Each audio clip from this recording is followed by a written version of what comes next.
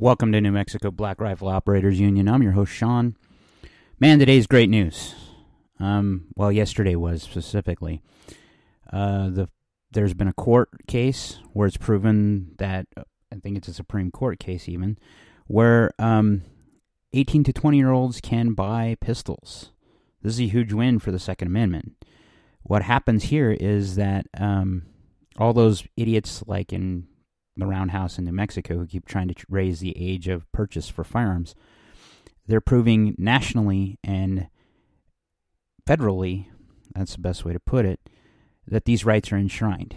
You know, you can't send kids to fight wars with machine guns and then tell them they can't have a firearm to defend themselves.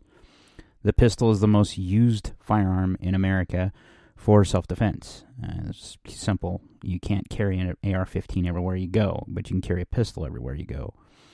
So it's about time the United States actually started recognizing that, at least federally. Now, if we can get the leftists to kind of back off of this and realize that there's a mental health issue, it's not an age issue. You know, we see mental health issues all the time now, especially when you start looking at this trans agenda bullcrap and this overly woke crap. You're seeing kids that can't deal with reality.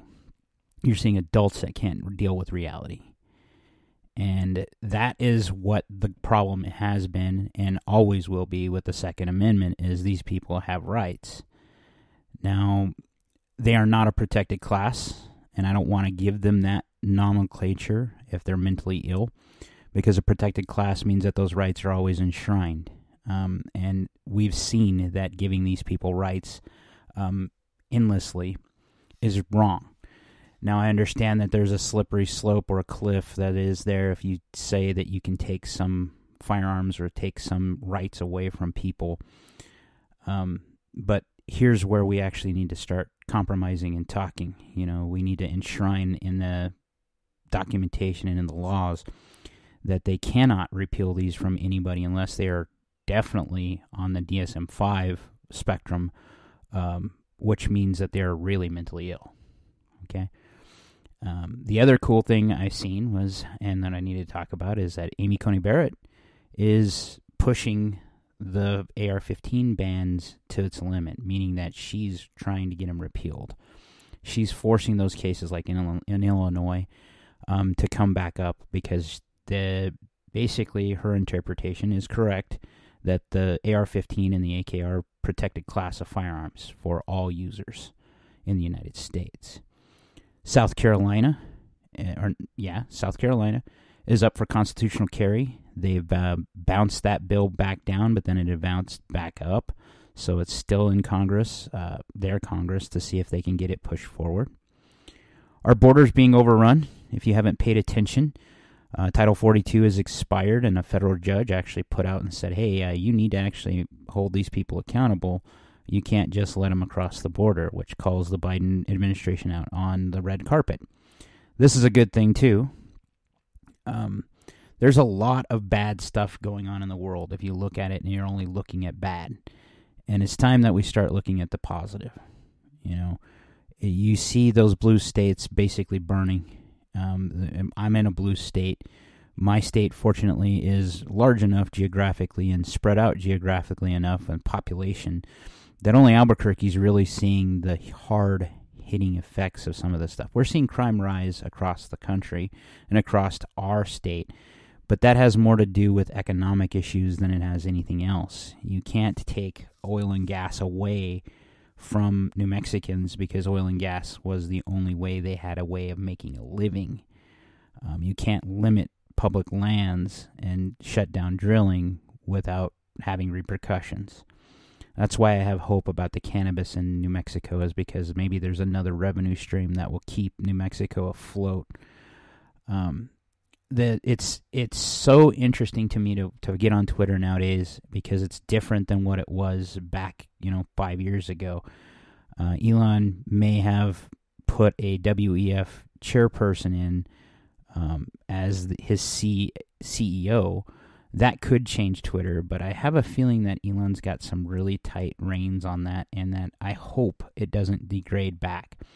Because Twitter's become a space where you can actually find news and news articles, and they're not overly biased. Speaking of overly biased, got to give credit to Tim Pool because, I'm a fan, but he came up with the ultimate roast for jury trials. So as leftists come out, they like to say they're inherently racist, and they will parrot that line ad infinitum, even though they may or may not be really racist. So here's the gag, or here's the trick. Next time, if you ever end up in a jury trial, you tell your lawyer to dismiss people or to ask the question if they're racist. Leftists will naturally say, of course I'm racist. That gives you an opportunity to dismiss them from the jury. What this then does is leave you middle-of-the-road center people that actually are more reasonable and can be swayed. They aren't stuck in their little leftist hellhole of, echo chamber. A lot of people on the right are that way too. But you'll end up with a more robust, chance that you get the verdict you need. Because this is a way that leftists out themselves all the time. They're the ones that say white people are inherently racist. There are a few white people that are bad dudes. But they are not all inherently racist. I mean, I have had white friends my entire life. I am now considered a white nationalist. That blows my mind that I'm Hispanic and have been Hispanic and Irish my entire life. And now I'm considered a white nationalist and almost a borderline bigot by some of the leftists because I don't side with their woke agenda. The woke agenda doesn't go hand in hand with the 2A. The 2A is for everybody, but with that, we do that, and I say that we, as in communally, as in our community, we believe anybody that comes into this space has the right to do what they need to do. There is no, the 2A has always been blind.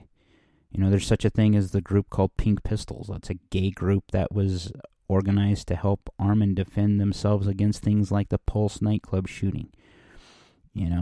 There is that type of stuff that's been going on forever.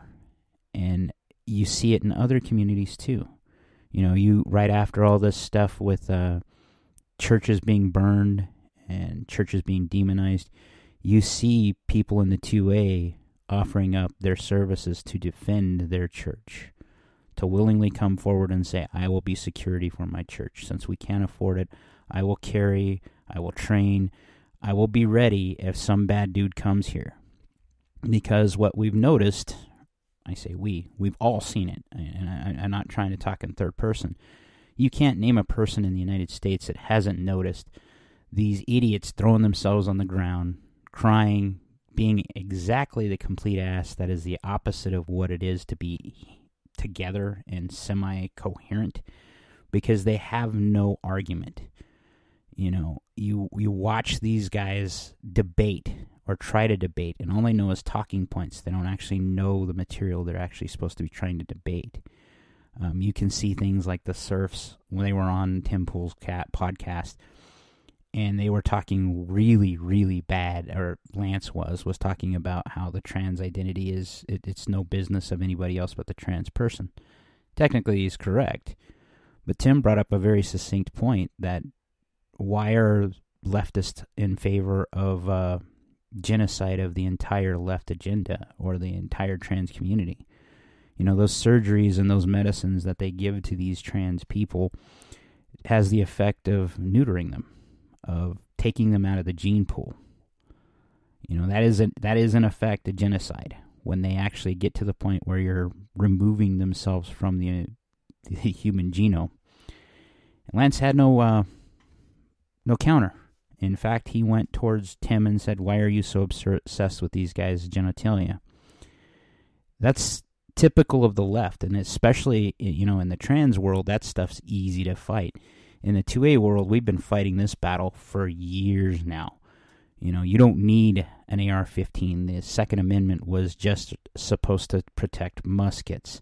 Well-regulated militia doesn't mean the average person.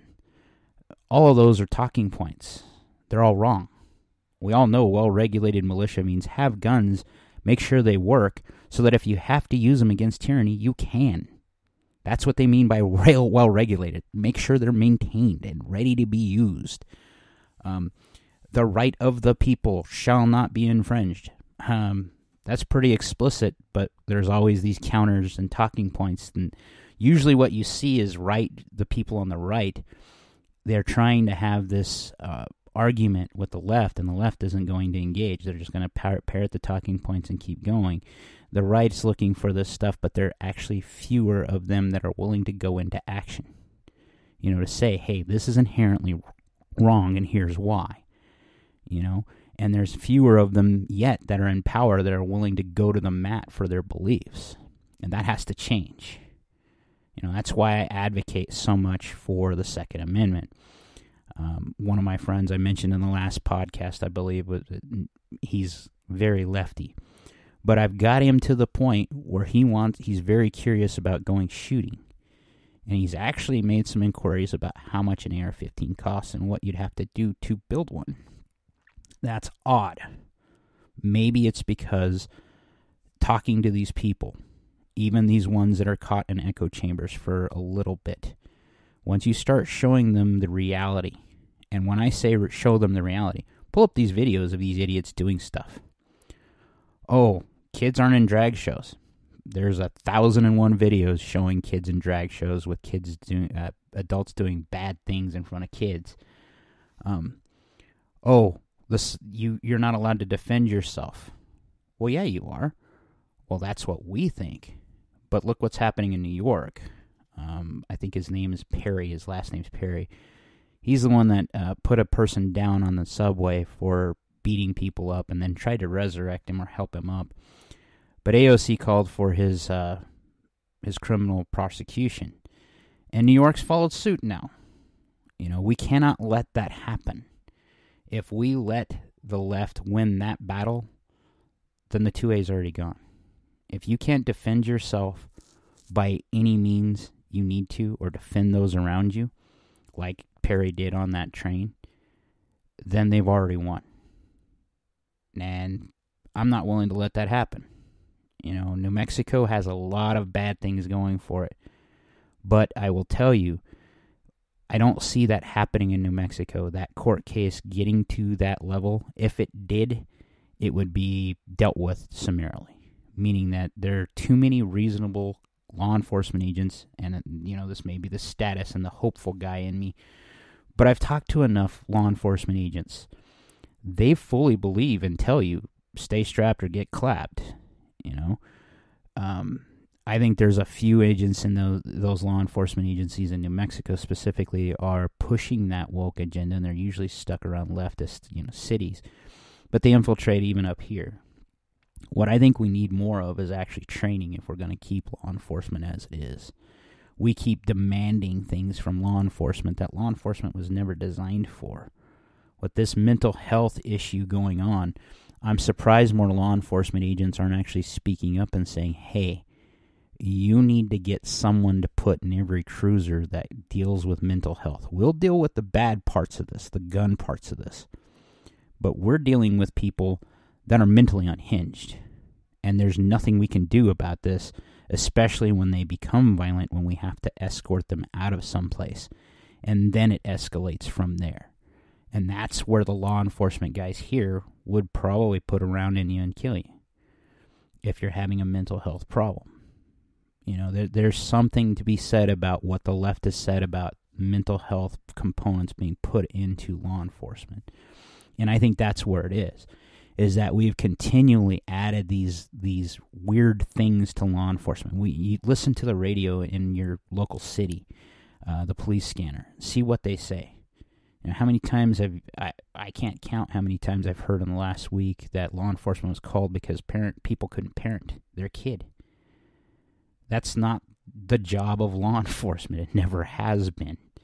I mean, yes, they do end up parenting kids in a roundabout way, but they shouldn't be called because the kid is throwing a temper tantrum and you can't deal with it as a parent. I've had that 5-year-old kid in the mall that just melted down and made everybody look at me because he is screaming and he's pissed off and there's nothing you can do about him. Be a parent. That's what you do. You take the kid aside, you talk to him. You may have to bust his butt. Spank him on the butt once or twice. And I'm not talking beating them and brutalizing him. I mean 2 swats and say, hey, cool your jets. My dad did that to me. Maybe society needs that more. I'm not talking about brutally beating kids, but I mean correcting them, being a parent. There are too many people in society that have checked out. And that bleeds over to the Second Amendment. These people have checked out from what their kids are doing. The shooting in Aztec, the guy lived with his parents.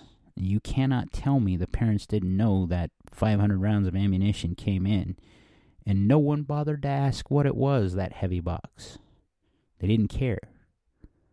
If your kid suddenly picks up a new hobby, maybe you want to check it out and see what the hell they're doing.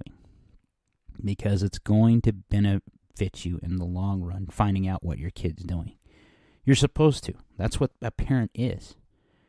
If you look at what's going on in the school system, why I've said point blank the school system needs to go away, is because parents have checked out. And now you have teachers that are basically beaten down by the system, having to be a second parent. And the school system has set itself up in a weird way to be kind of co-parenting with you. And that shouldn't be a thing. The state shouldn't raise your kids. And when I say the state, I mean the government. It's your job. Just like your job is to defend yourself. Ultimately, there's a lot of self-ownership that goes into being an American. And a lot of people aren't willing to do it. Otherwise, they wouldn't ever look at Marxists or communists or socialism of any kind, because they know that path, if you look historically, always leads to authoritarianism and the downfall of whatever human society is there. El Salvador, this is a bright spot that I can't believe I'm actually talking about this, but El Salvador reported for the first time a year without a murder. What did they do different? They banked everybody. They gave them the chance to use Bitcoin as their currency. Now, why is that a thing? Think about all the economics that goes into banking someone. How many times do you use your bank card or your account to do anything, pay for YouTube, not YouTube, Netflix or anything else? Not having that ability to exchange, or that universal method of exchange. That's why barter never took off as large, or is still not a big thing right now, is because barter doesn't have a universal method of exchange. It's subjective. If I have 10 oranges and I want to exchange for water, how many oranges do I exchange for a liter of water or a gallon of water? That's subjective. We all know that a dollar does this. And while we're seeing inflation on a huge scale right now, 14 or 15% last I checked, it's still nowhere near where it could be. We're looking at stuff that's in the 80s and the 90s. And while that seems sad and counterproductive, think about what the rest of the world is feeling. The United States has a demographic that will still allow consumption for the next 10, 15 years. And in the next 10 or 15 years, we'll have the next generation in play that will fully replace the boomers. Right now, the boomers aging out into retirement, there isn't a full generation that can replace them except for the millennials and their kids. My generation, Generation X, is one of the smallest that's ever been. We are some of the best value add for labor right now, though, because we've actually climbed up on the top of the heap and we know a lot of things and we have a lot of skills. That's marketable. It's time we start seeing the market bounce to us. Labor market, that is. Why does that all relate to the 2A? Because if we end up in a depression, not just a recession, the recession was in the 80s and the 90s, if we end up in a depression, we're in a different place. We're in a place where those skills that you have are going to be even more valuable than you ever thought before. And those rights to self-defense are going to be even more important. And that's why you see it all the time in the government, where they're trying to make you more reliant on them. That's not what we're supposed to be doing. What we need to look at is look inwards towards ourselves, figure out what we have to do to make the country great again. I'm not talking make America great again. That was a stupid slogan. America has always been great as far as I'm concerned. Making it better than what it used to be. And when I say America was great and has always been great, travel the world. Talk to people from other parts of the country or the world and see what they think about the United States. And more often than not, what you find is that the United States really is a land of opportunity, but you have to be willing to put your ass on the line and take some risks and actually get up and do things, pull yourself up by the bootstraps like our founding fathers and intended. You know, that's why I so identify with the pioneers coming west. They left with a wagon and a gun and made their way. Maybe they didn't do it the right way all the time, and maybe there's some indigenous problems. That's that woke stuff. But there isn't a culture on planet Earth that hasn't conquered other cultures. The United States did. It's time to deal with it. There's not a slave alive right now in the United States. A person alive that was a slave. There isn't a person alive right now that was a slave owner. That stuff's in the past. It's time to get the hell over it. Your friend, who just happens to be white, is not your enemy. He or she's always been your friend, so why the hell did this change because of the stupid stuff that's going on right now? You know, is the playing field level in the United States? No. Can it be more level? Absolutely. But it's going to take people to think about things a lot differently than what they're thinking about right now. Number one, that you're not entitled to a damn thing. You have to do it on your own steam.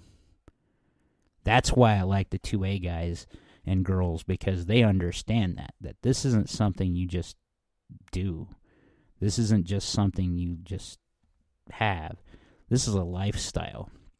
When you get into the 2A world, you start getting into the world of self-reliance. You understand that I'm going to have to defend myself, or that I can hunt and I can fish and I can provide for my family with these tools. This is just a tool. It's just another tool in our self-reliance toolkit. And as you get farther in the 2A, you find out more and more and more and more and more that we are self-reliant. There are more prepper guys. And when I say prepper guys are self-reliant, they are. They're trying to stay outside of the system and live in their world and do their thing without having interactions and systems that don't serve them. And that's pretty much how the 2A works. Our community, that is. We're not interested in, that's been part of the problem too, as we isolate ourselves in that little mindset, and we're not as active or activist as a left is. You know, when you see these guys going nuts over a shooting, and you realize that it was a leftist idiot that did it, you know, you cannot convince me. I'm sorry. I have been Hispanic my entire life. You cannot convince me that the last shooting in Texas had anything to do with racism. And I'm sorry. It's just not there. Yeah, there are Hispanics that are very racist. My grandfather was one of them. My grandfather was one that used to call mixed couples salt and pepper couples. He did not like black people. Okay. Fast forward to me, 3 generations or 4 generations later, I don't see any difference in people. I see difference in character. And I thought that's what we were all moving towards. So it baffles me to see these people come forward and say they know they're racist. Because if you recognize you're a racist, why aren't you changing your damn behavior? I'll never forget Mama Alice. I used the N-word one time in my life, and it was because I was ignorant and didn't know what the hell it was. And Mama Alice was one of my mom's friends, and she just happened to be black. And before, she had the power of the belt with me that my mom and my dad gave her because she would watch me. And Mama Alice said something very, very succinctly before she beat my ass. She said, "Honey, there are white N's too. White N-words too. I'm beating you because you need to learn that that's a word of ignorance and that you're better than that, honey. She gave me 4 swats, but a lesson that I will never, ever forget. Because Mama Alice was right. And I called her Mama Alice because she was an amazing lady. I think Mama Alice is still running around. I know her son isn't. But she was an amazing lady. Is an amazing lady. And it's heartbreaking to see these people try to separate something that precious. I mean, when I say that and I share that story with Mama Alice, that shows the impression my parents were trying to push on me. Not push on me, to teach me. They were trying to teach me to be colorblind. And in that moment, I failed as a young kid, but it was corrected, and it echoed forever. Because I don't see, I'm sorry to say this, I see your skin color. It doesn't matter to me. Your character does. And that is what is important in the 2A. So I'm just giving you a random thought process of all the stuff I've seen in the news today, hopefully to make you see that we're not losing. We've got some battles. We always have. In the 2A community, this is nothing new. You know the meme where it shows the guy hanging and the guy looks over next to him and he says, "Oh, first time?" Yeah, the 2A guys, we've been here before. You know, none of this woke stuff should faze us. We've seen this type of tactic before. That's why I think they're losing, is because there's enough people in the 2A that have seen these tactics pushed in our sphere that when we see them in other spheres, we recognize them right away. Like, share, subscribe, be great.